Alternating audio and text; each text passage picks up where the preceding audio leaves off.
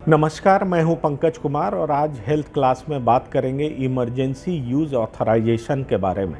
आपको बेहतर पता है कि 3 कंपनी भारत में ऐसी है जिन्होंने ये अप्लाई किया है कि उनके वैक्सीन को इमरजेंसी यूज़ ऑथराइजेशन का परमिशन दिया जाए। वो कंपनीज़ अलग अलग जगह की कंपनीज़ हैं, लेकिन अगर भारत की बात करें तो CDSCO central drugs standard control organisation, जो drug regulatory authority of India है, उसके पास ये अथॉरिटी है कि ये उनको परमिट करे। अब मैं आपको ये तीनों वैक्सीन के बारे में बता दूं तो पहला वैक्सीन कोविशील्ड है, दूसरा कोवैक्सीन है और तीसरा BNT162b2 है। तो पहला जो कोविशील्ड है वो serum institute of India, Oxford university और एस्ट्रोजेनेका के मदद से ये वैक्सीन बना रहा है।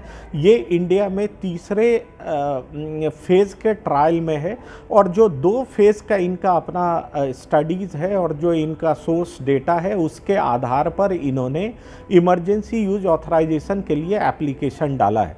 अगर हम दूसरा कोवैक्सीन की बात करें तो ये प्योर स्वदेशी वैक्सीन है। यहाँ भारत बायोटेक कंपनी, ICMR और इंडियन इंस्टीट्यूट ऑफ वायरोलॉजी की मदद से ये वैक्सीन तैयार कर रहा है और इनका भी क्लिनिकल ट्रायल जो तीसरे फेज़ का है वो इनिशियल स्टेज में है। तो पहले और दूसरे फेज़ का जो सोर्स डेटा है उसके आधार पर इन्होंने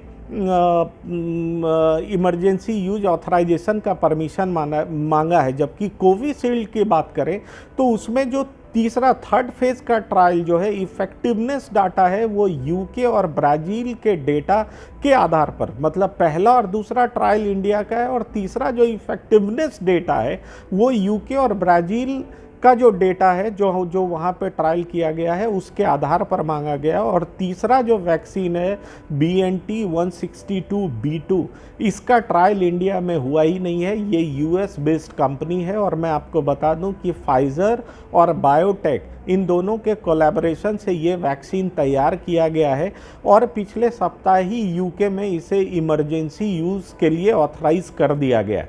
अब मैं आपको इस रूल के बारे में बताऊं कि किस रूल के तहत इंडिया का जो ड्रग रेगुलेटरी अथॉरिटी है वो इनको दे सकता है।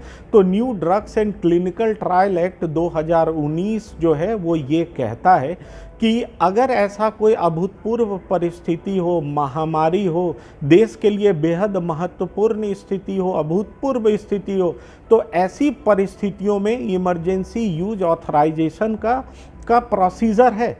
वैसे ये टर्मिनोलॉजी यहाँ पर यूज नहीं किया जाता है। यहाँ पर जो टर्मिनोलॉजी यूज किया जाता है वो है एक्सेलरेटेड अप्रूवल प्रोसेस। ये टर्मिनोलॉजी यहाँ पर यूज़ किया जाता है और मैं आपको बताऊं कि रेगुलेटरी अथॉरिटी ऑफ इंडिया इस प्रोसेस के जरिए अभूतपूर्व परिस्थिति में फेज़ 1 और फेज़ 2 ट्रायल की जो फाइंडिंग्स है, अगर उसकी एफिकेसी ज़बरदस्त है, इफ़ेक्टिव है, काफ़ी उसको अगर अथॉरिटी मानती है कि महत्वपूर्ण है, जो लोगों में बेहतर कर सकती है, महामारी से छुटकारा दिला सकती है, तो जाहिर तौर पर जो 2 फेज़ 1 और फेज़ 2 के ट्रायल हैं उनके स्टडीज़ के एवज में जो इंडिया में कंडक्ट किए गए हैं उसके तहत उनको परमिशन दिया जा सकता है। और जहाँ तक भारत बायोटेक का सवाल है, जो कोवैक्सीन है और कोविशील्ड है, कोविशील्ड ने तीसरे फेज़ का ट्रायल UK और ब्राज़ील के आधार पे वो इफेक्टिव डाटा डाला है, जबकि कोवैक्सीन ने इंडिया में फेज़ 1 और फेज़ 2 का वहाँ पे प्रोवाइड किया। फेज़ 3 ट्रायल इनका इनिशियल स्टेज में। और जहाँ तक तीसरी कंपनी है जो फाइज़र और बायोटेक की कंपनी जो BNT162b2, इसने तो इंडिया में कोई ट्रायल ही नहीं किया है, लेकिन उसके बावजूद भी इमरजेंसी सिचुएशन में इन्हें परमिशन दिया जा सकता है और इसको कहते हैं एक्सेलरेटेड अप्रूवल प्रोसेस, जो new drugs clinical trial act 2019 के तहत ऐसा प्रोविज़न है। अब बात रही कि अगर हम दूसरे देश की बात करें, US की बात करें, जहाँ पे ये एग्जैक्ट टर्म है EUA, इमरजेंसी यूज़ ऑथराइजेशन, वहाँ के लिए जो एप्लीकेशन डाला जाता है तो वहाँ पे तीनों फेज़ के ट्रायल के बाद ही ये एप्लीकेशन डाला जा सकता है, जबकि इंडिया में ऐसा नहीं है। और दूसरी बात आपको बता दूं कि US में ऐसा है कि अगर आधी आबादी मतलब 50% से ज़्यादा एफिकेसी देखा गया तो जाहिर तौर पर तभी उनको परमिशन मिल सकता है। जबकि इंडिया इन चीज़ों को लेकर के, इन क्लॉज को लेकर के बेहद ओपन है। यहाँ की ड्रग रेगुलेटरी अथॉरिटी तमाम चीज़ों का निरीक्षण करेगी, परीक्षण करेगी, उनके डेटा का कंपैरेटिव स्टडी करेगी। और ये जो 3 वैक्सीन है जिसके लिए इमरजेंसी यूज ऑथराइजेशन के लिए एप्लीकेशन डाला गया है, तो इन तीनों कंपनीज का, इन तीनों वैक्सीन का बेहतर परीक्षण करने के बाद उनके जो डेटा हैं, चाहे फेज़ 1 के हैं, फेज़ 2 के हैं और फेज़ 3 के देश से बाहर के भी हैं, तो उन तमाम की कंपैरेटिव स्टडीज़ करेगी, एनालाइज करेगी और उसके बाद ही उनको परमिशन दे सकती है। तो जाहिर तौर पर ये तभी दिया जा सकता है जब ये माना जाएगा कि उनका एफिकेसी बेहद बढ़िया होगा, ज़रूरी होगा। और WHO के नॉर्म्स की बात करें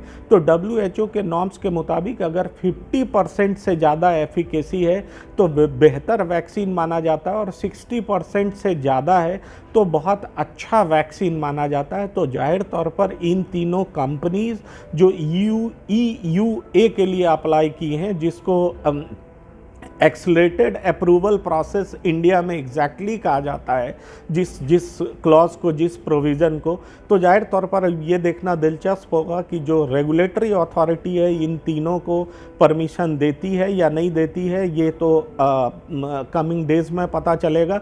लेकिन इंडिया में भी जो new drugs and clinical trial act 2019 है उसमें ऐसा प्रोविज़न है, और उस प्रोविज़न के तहत फेज़ 1 और फेज़ 2 के स्टडीज़ के आधार पर उन्हें परमिशन दिया जा सकता है। जो क्लिनिकल ट्रायल का फेज़ 1 और फेज़ 2 के जो डेटा है उनके आधार पर दिया जा सकता है इमरजेंसी सिचुएशन में।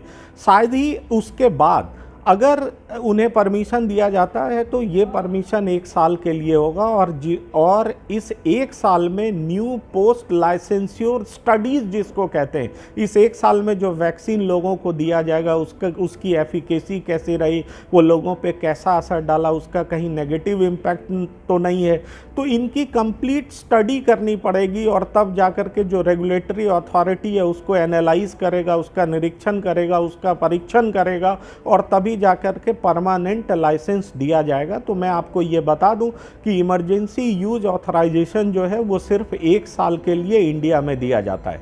धन्यवाद।